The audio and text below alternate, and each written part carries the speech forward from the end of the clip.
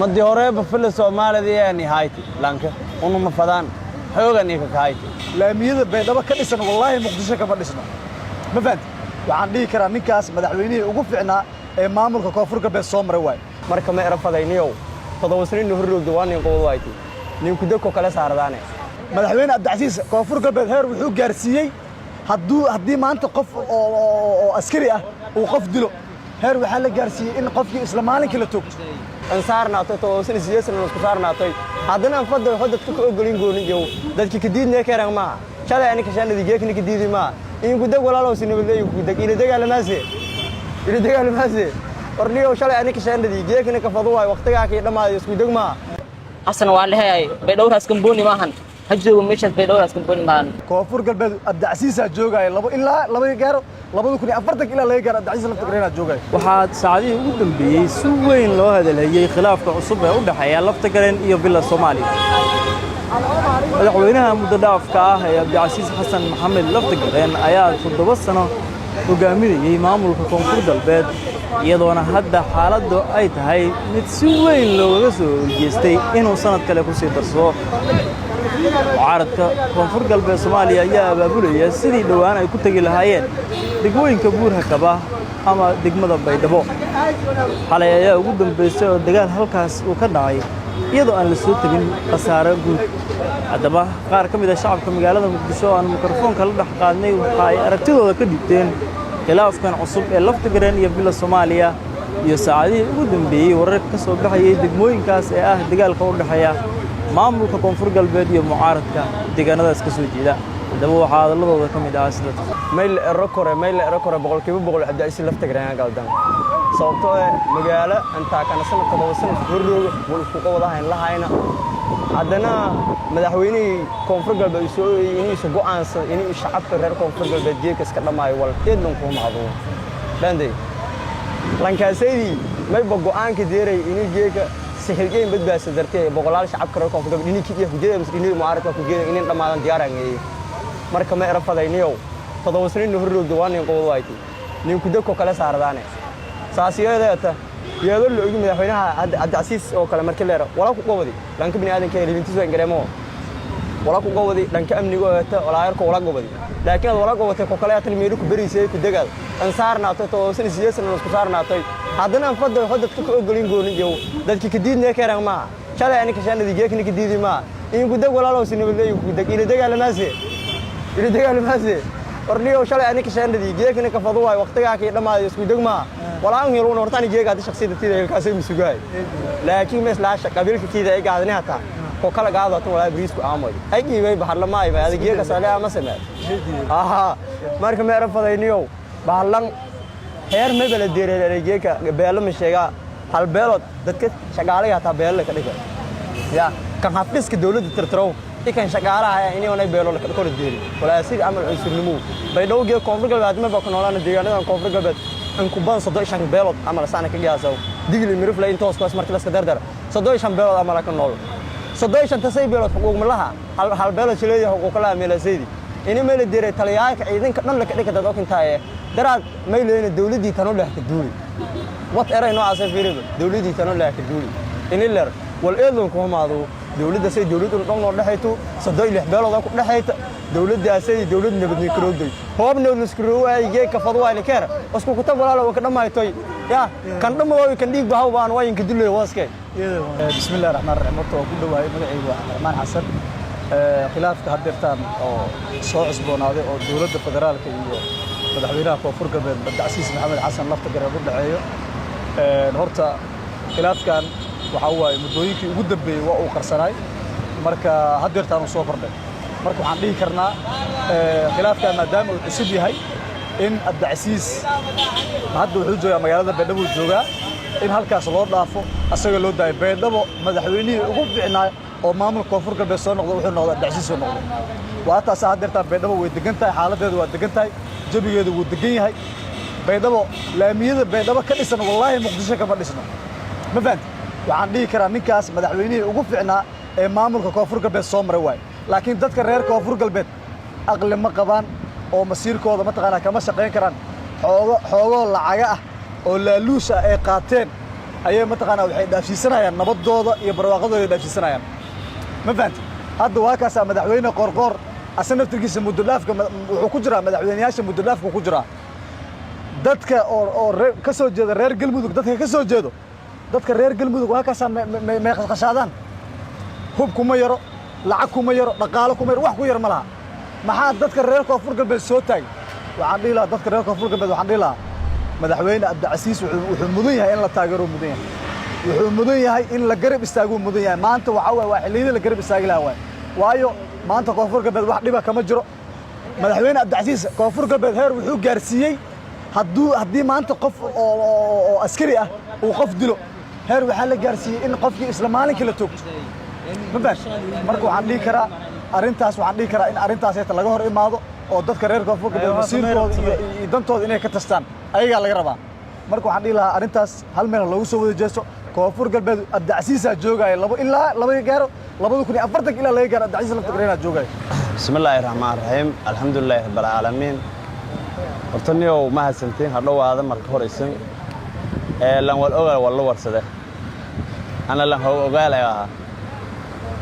gobolka baay 20 sano hor yaa roogi meelnana nin ku dhaga shaqo ahaan oo koonfur galbeed aan ka shaqeeyay aaradii idhatan ha shaqeeyay guriga haysan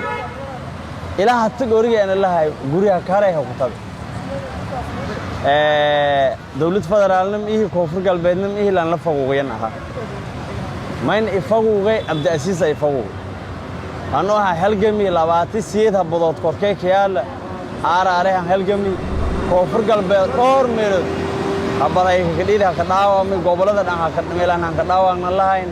ya musharax ilbaan anagada intii hoolo loo qaadiya hortaan galliye maana ka kasaan le hortaan ka hiraaneliye tan lamaad daraadan ka dambeeyay dhul anagadadii oo ana laha kuma $500 ka gaaday shaqana siyaas shaqnada qaado ee leeyahay ma dhulka ila latiinay oo basi baari tumishan hab abdabale lahay weerare awlaaday aan ilaahay jeeyo noolna meelaniyo aburiis humaya hom hunkin sheeg fadaas ololman min dawhay aan hariinaman muqada harin isu dhan faylay laakiin cabdicasiis ila maal qofood isu adeegsadaa ya hun harin eedan faylay qabeel jaro wala ka faano wali khilaafka fil Soomaali madi hore ba fil Soomaaliya yani hayti lanka unu ma fadaan xoogani ka kaayta iyadoo soogni ka kaayta una dagaalamaanay TV-ga saan ku hadal ilaahay dhiyay mucaaradka oo dhinaga sagaal ka tali ururan ahay ya fil Soomaali intii madaxweynaha Xasan Maxamuud Ninkooy walaalayaal hal sana aan in ka daraan in ka weelana hayo arnay way ka weeli hatan isu amarkii isu bi itastuurkiisu wax ka bedelkii isu ku diiday aan sahiima aan sahayaw ka dhawaaqay ma ka dhawaaqo hatan iyo la isgal ummadii horeeba noo dagoy lahayni 20 nihay had guduban nihay sidii una fadaan min dawhana eela wala mil araayo ku baalaama kambaniyada kooy kambaniyada si saxiiska leysule qorshe oo Soomaali dawladii kor ku dagay oo feermada federaalka oo isu shughul ma kale meel ma jaray wal aburiin la araaw bal Soomaali may fariinga andrey dadkii oo markaa tuka koonfur galbeed xog ogaalkii hay han shaqeeyo kumadaha may fariinga andrey in oo may la araayo Soolankaas dhaqseen ninku dulqaada haddii siyaasad ahaan ninku dulqaado ay tan umaba isku dhawaanay ad garabna seeda aan andare lahay fariinga أهلا وسهلا ومعي أحمد عبد الله عثمان وقت دجال سمان تكجرو مقالة بيضاء آدم أو معي بين رمضان أو كجرنا ما تقدر مساكين أو ما تصوناين إن كفر بقول دجالهم والد يعني هاي برك هدي مدعوينا عن شالي أو ما أو لك أدورتين حتى إن أصير الوعديو وهدي يجعلين إن ما تصير عديان أيجي كبوضة هي كفر قلبات لكن أنا ما في أنا ضد صوم فقط لو دجالهم وحتى بركة كحد جليو وضد مساكين واي وبالرمضان هذا لو جرو مركاني أنتي والد يعني أصير ما أنت تبقايان قاعد ماشي كسر. باقي ودن بيدور دفنا تن معمول كان سعودي والله دولة waxaan codsanayaa inay ka joogsato macnaha arintan hadii maanta iyada oo maanta ay ka bado koonfur galbeed inay ka joogsato macnaha bil Ramadaan darteed inay ugu istaagto macnaha u deyso macnaha arinta koonfur galbeed inay faraha kala baxdo iyadoo la fiirinayo dadka masaakiinta maanta oo meesha ku sugan oo bil Ramadaan lagu jiro inay macnaha ugu tanaajiso oo dagaal waa laga fiican yahay dagaal hore soo aragnay wuxuu galay wuxuu yiri waa aragnay waxaan ka codsanayaa dawladda gaar ahaan madaxweynaha arrintan inuu dib ugu laabto عليه السلام ورحمة الله وبركاته مقعي إلياس مختار معلم dagaaladan soo laabtay horta alxamdulillah horta ummadda Soomaaliyeed dadka Allah ka dulqaaday laakiin dagaaladan soo noqday maadaama tobanka dambe bisha Ramadaan lagu jiro qofna oo barakacayo qofna uu dhibaataysan yahay wallahi waa midaan aad iyo aad horta aniga shakhsi ahaanteyda si gaar ah aan ugu damqaday aad iyo aad ugu damqaday aad iyo fursaddan anoo ka faa'iidaysanayo saacaddaas hadda inta aan ka dhawaaqayo aan ka hadlayo waxaan awoodi waayay 3 gabdhood oo aniga aan dhalay oo ii joogto ilaahay bay u joogaan waxaan dhexdiga aan ugu gaadhay dhibkii iyo duruuftii ay haysatan la yaabanahay oo alxamdulillah laakiin wuxuu alla keenay alxamdulillah laakiin nin ilo xaruurtiisa wax u gada waayo ninna dagaal hadda iyo kow wallahi waa laga fiicayaa marka walaalaygi idinkana waxaan iga codsanayaa ummadda Soomaaliyeed qof Allah qofkii soo caawi karo ilaa ay soo caabsho ummadda Soomaaliyeed qulubtooda Allah mideeyo bismillaahir rahmaanir rahiim magacay waa Cabdinaasir Shariif Ibrahim maalmahan oo dagaalka ka dareer oo koonfur galbeed oo siyaasadda oo meelay lafta garan xagan leeysan doorasho qabsan Ahmed Madow badara doorasho qabsan kaas oo kaligiisa waaradka markii hamra baydhabo ka duwan leey oo meel xasan meel haylaay guura kabi shan oo diyaarada ciidanka ka jeelay beenis waxaan si horas kamboon la ku leey meel la ku weelton maamulka koonfur galbeed xagan leey in ismeel maamul doorasho qabsan oo kaligiisa lafta garan hata ad sawir lahay looy hamar ma daray ad sababo to baydhabo meel diyaarad meel ka xeelankaas xagan leey doorasho xagan leey isku doorasho waay aan lafta garanaa taageersantahay dadkina waa taageersanay oo waxaa leedahay sii joogo fiican dadkina waa taageersanay waay mucaaradka maxaa ugu baaqay dadkaas baydhabo waa nabad waaye dadkaas baydhabo arqaleen ha joogaan xasan waa leeyahay baydhabo raas kambooni maahan ha joogo meeshaas baydhabo raas kambooni maahan meeshaas doorada lafta garan doorasho inuu meesha qabso hor u yahay ninkaas